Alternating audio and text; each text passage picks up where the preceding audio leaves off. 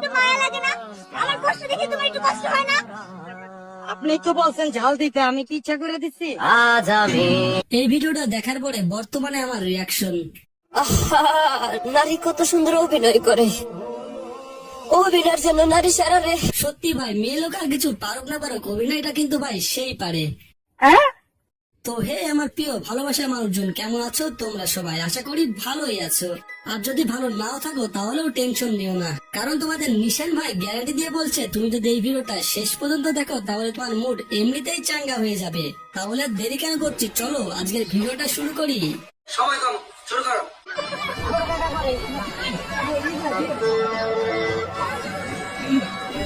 হাইরে ভাই, বাঙালি পারেও বটে, কি দরকার বোন তোর চাচার ঘুমানো মেশিনটাকে জাগ্রত করার।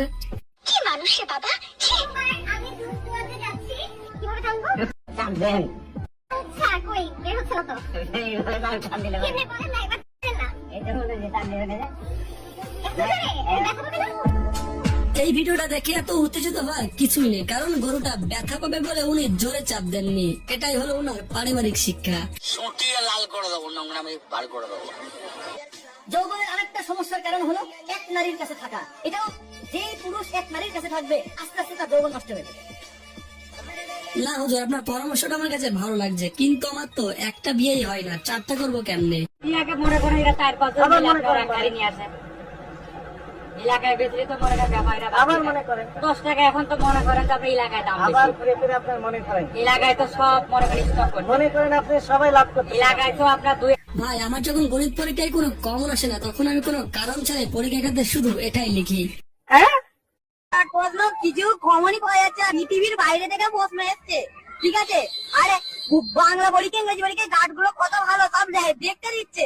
আরে আজকে এমন গার্ড করেছে কিছু দেখতেই দেয় না, খালি করে। সারা বছর পড়াশোনা না করলে তো পরীক্ষায় পৃথিবীর বাইরে থেকেই প্রশ্ন আসবে। তবে ভাই সেটা কথা বলার স্টাইলটা কিন্তু আমার কাছে অস্থির লাগছে। খাওয়া দাওয়া শেষ, বাড়ি ঘর খালি তোর তোর, কত জানি দর, সবাই তো শত পর, মনে তো রং লাগাইয়া হইয়া ঘুরো। আমার বন্ধু যখন মাল খেয়ে পুরো পিনিকে থাকে তখন তো তার অবস্থা এমনই হবে। না না, আমি সেটা বলি না, রাস্তা আড়াআড়ি করে আছে। আপনি কেন বলেন আমার কেমন লাগে? রাস্তা কি বলেছেন আপনি? একটু গিয়ে দেখেন। ভাই আমি বললাম আড়াআড়ি করে কেন রাখছে, আপনি তো গায়ে হাত দিয়ে ফেলেন আমাকে। আপনি কেন বলেন আপনি আমার কেমন লাগে? না না, এটা হলো না তো, আমি তো জিজ্ঞাসা করতেই পারি, এটা জিজ্ঞাসা করতে পারি না আমি। অল্প বয়সে পাকলে বাল দুঃখ থাকবে চিরকাল, এই ছেলেটার অবস্থা হলো এরকম। তবে ছেলেটার মুভমেন্ট এবং কথাবার্তা কিন্তু ভাই আমার কাছে সেই লাগছে।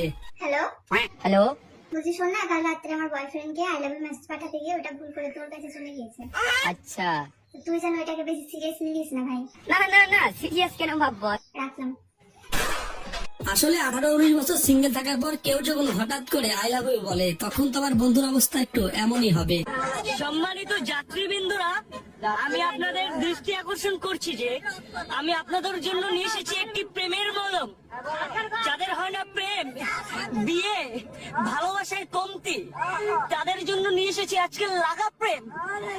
এই মলম লাগিয়ে শুবেন রাতের 12টায়, লাগালি পেয়ে যাবেন মনের মানুষ। তো তোমরা যারা আমার মতো সিঙ্গেল, তোমাদের কপালে যাদের কোনো মেয়ে জোটে না, তারা কিন্তু এই ভাইটার সাথে যোগাযোগ করতে পারো। তো বন্ধুরা আজকের ভিডিওটা এই পর্যন্তই। ভিডিওটা ভালো লাগলে একটা লাইক এবং চ্যানেলটি সাবস্ক্রাইব করতে পারো, কারণ তোমাদের একটা লাইক আমাকে পরবর্তী ভিডিও বানানোর জন্য উৎসাহিত করে।